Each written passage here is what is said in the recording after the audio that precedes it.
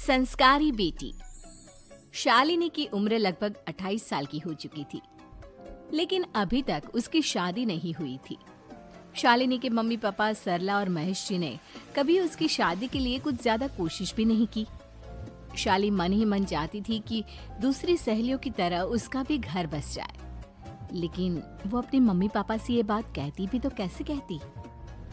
माँ जानती है, मेरी सहेली है ना शीतल, उससे बेटी हुई है, बड़ी प्यारी बच्ची है उसकी। अरे ये तो बहुत अच्छी बात है।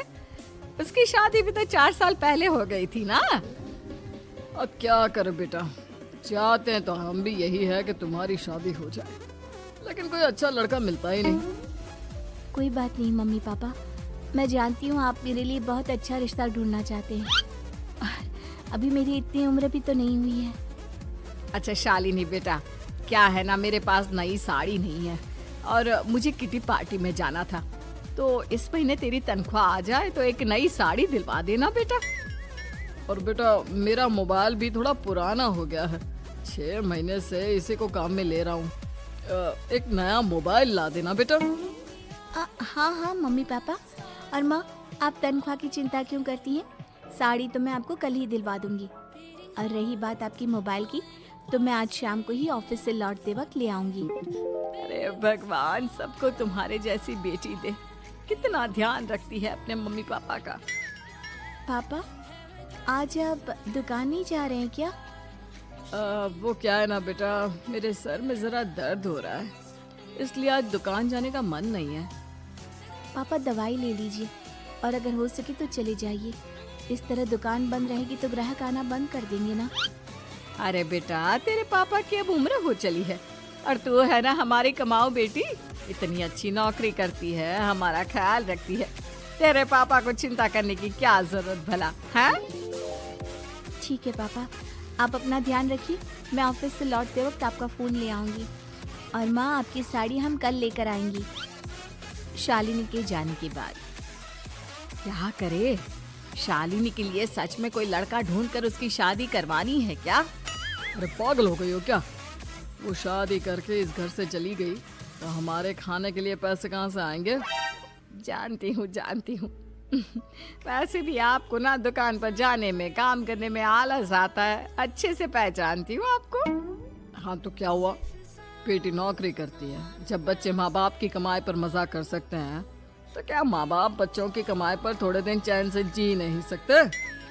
अरे वो तो हम जी रहे हैं ना, देखा ना हमारी बेटी एक ही बार में हमें मोबाइल और साड़ी दिलाने के लिए कैसे फट से तैयार हो गई। एक दिन सरला की एक पड़ोसन अपने भतीजी का रिश्ता लेकर सरला के घर आती है। सरला बहन, ये मेरा भतीजा है प्रशांत, इसके लिए रिश्ता ढूंढ रही थी बहुत दिन से। अचानक से तुम्हारी बेटी का ख्याल आया। इतनी सुंदर और अच्छी नौकरी वाली लड़की है, मुझे तो बहुत पसंद है। अरे तुम्हारे पसंद करने से क्या होता है, मेरी बेटी को भी तो तुम्हारा भतीजा पसंद आना चाहिए ना। हाँ, ऐसे थोड़ी ना कि तुम्हें हमारी लड़की पसंद आ गई और हमने रिश्ता कर दिया। मेरा भतीजा बहुत बड़ी कंपनी में जॉब करता है। अंकल जी, मैंने आपकी बेटी को देखा है और वो मुझे बहुत पसंद है।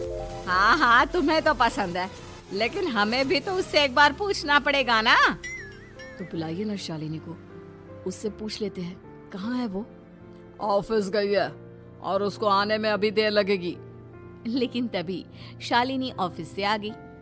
ये लीजिए, शालिनी भी आ गई। अब आमने सामने ही बात कर लेते हैं। आओ आओ शालिनी बेटा, इससे मिलो। मेरा भतीजा प्रशांत प्राइवेट कंपनी में अच्छी जॉब करता है।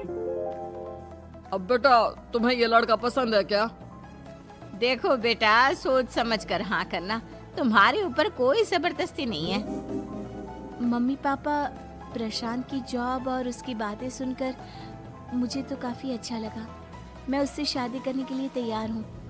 ये लो, सारा मामला यहीं के यहीं निपट गया। लड़का और लड़की राजी हैं, तो अब हमें क्या। सरला की पड़ोसन और प्रशांत वहाँ से चले जाते हैं। अगले दिन क्या हुआ मम्मी पापा, आप इतने उदास क्यों लग रहे हैं? वो क्या है ना बेटा, तुमने शादी के लिए हाँ कर दी उस लड़के के साथ।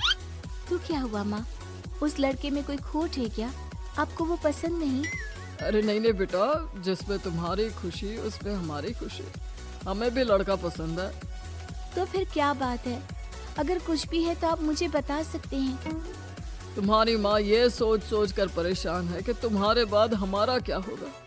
तुम हमारी इकलौती बेटी हो, हमारा बुढ़ापा कैसे कटेगा। अब बेटा, हम अपने बारे में सोचकर तुम्हें जिंदगी भर शादी करने से रोक तो नहीं सकते ना। जाओ, तुम अपनी जिंदगी में खुश रहो, हमारा क्या है, जैसे तैसे जी लेंगे। हाँ, बात तो सही है बेटा। कैसे भी करके मैं दुकान का काम कर लूंगा। तुम और प्रशांत शादी करके खुश रहो। अपने माँ बाप की बात सुनकर शालिनी काफी दुखी हो जाती है। उसे लगने लगता है कि वाकई में उसकी शादी हो जाने के बाद उसके माँ और बाप का ख्याल कौन रखेगा। और यही सोचकर वो एक दिन प्रशांत से मिलती है। देखो प्रशांत, तुम मुझे बहुत पसंद हो, लेकिन मैं चाहकर भी तुमसे शादी नहीं कर सकती। अरे क्या हुआ शालिनी? क्या तुम मेरी किसी बात से परेशान हो? नहीं नहीं प्रशांत, मैं अपने माँ बाप की इकलौती संतान हूँ। अगर मैं भी शादी करके घर से चली गई तो उनका ख्याल कौन रखेगा, उनका खर्चा कौन उठाएगा। तो क्या तुम सारी जिंदगी शादी नहीं करोगी? शायद नहीं प्रशांत, और अगर अपने माँ बाप के लिए ये भी करना पड़े तो इसमें गलत क्या है। प्रशांत ये सारी बात जाकर सरला की पड़ोसन यानी कि अपनी बुआ को बता देता है। ये सरला तो बड़ी चालाक निकली। प्रशांत, वो अपनी बेटी के साथ खेल खेल रही है। कैसा खेल? आप क्या कहना चाहती हैं? अरे शालिनी बहुत सीधी और संस्कारी लड़की है, लेकिन ये सरला और महेश एक नंबर के चालाक। बुआ जी, आपकी बात सही है, लेकिन अपनी बेटी के साथ भला कोई क्यों चालाकी करेगा? वो तो मैं तुझे कल बताऊंगी। तो कल सुबह मेरे साथ शालिनी के घर चलना। और फिर अगले दिन। क्या हुआ सरला बहन, तुम्हारी बेटी ने तो शादी के लिए मना कर दिया। अब पता नहीं बहन जी क्यों मना कर दिया। हम तो चाहते थे कि बेटी की शादी धूमधाम से करें। हमारी तो बहुत इच्छा थी कि शालिनी की शादी प्रशांत के साथ हो जाए, लेकिन अब क्या करें, वही नहीं चाहती। आंटी जी, शादी के बाद मुझे अपने माँ बाप की बहुत चिंता रहेगी। उनका ख्याल कौन रखेगा, और इसलिए मैं प्रशांत तो क्या किसी से भी शादी नहीं करना चाहती। अंधी हो गई हो क्या माँ बाप के प्यार में? पहले जरा अपने माँ बाप से सच तो पूछ लो। कैसा सच? यही सच शालिनी कि ये तुम्हारे सगे माँ बाप नहीं है और तुम इनके लिए सिर्फ पैसे कमाने का एक जरिया हो। अरे अरे, ये तुम क्या कह रही हो? सच ही तो कह रही हूँ भाई साहब। अब सीधे सीधे अपनी बेटी को अपनी सच्चाई बताओगे या फिर मैं कोई दूसरा तरीका निकालूं? हमें माफ कर दो शालिनी। वो क्या है ना, हमारी कोई औलाद नहीं थी और जब तुम छोटी थी तो हमने तुम्हें गोद ले लिया था। तो इस नाते तो मैं आपकी बेटी ही हुई ना। लेकिन तुम्हें गोद लेने का हमारा सिर्फ एक ही मकसद था कि बड़ी होकर तुम नौकरी करो और हमारे लिए पैसे कमाओ, क्योंकि तुम्हारे पापा को काम करने में बहुत आलस आता है। और ये सच है कि हम ही नहीं चाहते थे कि तुम्हारी कभी भी शादी हो। कोई बात नहीं मम्मी पापा, आपने मुझे गोद लिया, पाल पोस कर बड़ा किया। भले ही उसके पीछे आपका कोई भी इरादा सही, लेकिन मैं आपकी बेटी हूँ। शादी तो मैं प्रशांत के साथ कर लूंगी, लेकिन उसके बाद भी जिंदगी भर आप दोनों का ख्याल रखूंगी। शालिनी की बातें सुनकर सरला और महेश को अपनी गलती का एहसास होता है और वो उससे माफी मांगते हैं।